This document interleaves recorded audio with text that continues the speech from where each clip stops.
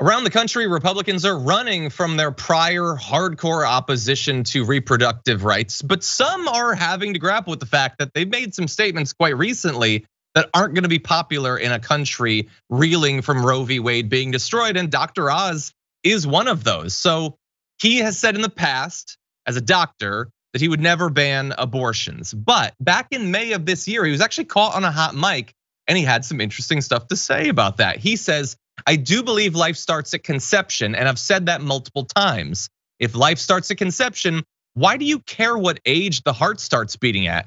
It's, it's still murder if you were to terminate a child, whether their heart's beating or not. And this is audio from a teletown hall that he had done. The Daily Beast was able to get it.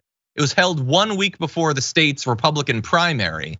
And so he had been asked about it. And so he's trying to not just win, but to beat other Republicans. He obviously didn't have the record of being like an absolute out of his mind right-wing crazy. And so he was trying to reassure them, saying, no, it's murder always. It doesn't matter about the heart. The second they're conceived, it's murder.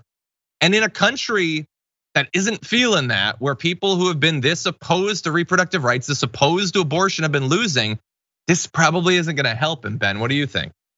Yeah, it's incredible that a medical doctor said the sentence, it's murder, regardless of whether the heart is beating. Life is defined by, typically for human life, for living human beings, is the heart beating. When the heart flatlines, the person's dead. They go, oh my God, they're dead. So the heartbeat is kind of a key aspect of it. Or at the point that I make in my special too, is that a lot of people may not know this, but I think pretty irrefutably proves that life at least doesn't begin at the moment of conception, is that for the first week or so after conception, they can remove an embryo and freeze it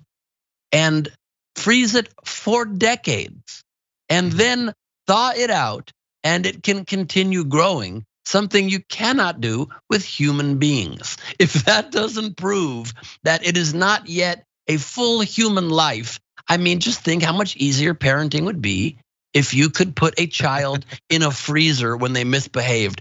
Go in that freezer for 1 year to think about what you've done. I mean, if that doesn't prove it, nothing does. But Oz is he's just a face. He's been a television doctor. If that doesn't tell you what you need to know, I have to find before the election, before the general, I did a sketch with Dr. Oz. He wanted to be a comedian for a minute before he decided to run for Congress. And I did a sketch where he basically plays my proctologist. It has me bend over a table. God. I have to find it because it could help tank him a little bit. So I will search through my phone. Please find that. I've got to see that. I wanted to give you the response from Dr. Oz's opponent, John Fetterman, saying, Dr. Oz was caught on a hot mic saying he'd ban abortion even in the cases of rape or incest. I've always been consistent. I'll fight as hard as I can to protect women's reproductive freedom and codify abortion rights in a federal law. The choice in this election is clear, and it's becoming clearer with every passing day. We'll see what happens. Polls can change, but yeah. Yes, that sentence there, the middle sentence is the real key here. It's I've always been consistent, says Fetterman. And when you see all these Republicans running from their stances, it just yet again ad nauseum to the barrels of evidence you have that they don't have beliefs. That's why Trump's their perfect mascot. They just choose what will wedge people. They only became pro-life in recent history because they were able to use that as an issue to wedge the country once segregation was no longer an issue they could win on. They just need something that can divide the populace, and they chose that. They were fervently against all forms of abortion until it affects their poll numbers, and suddenly they're flipping. If that doesn't prove that you're supporting a party that is of nothing, that believes in nothing, nothing will. You are a brain that perhaps also does not have any functioning synapses and maybe not even a beating heart.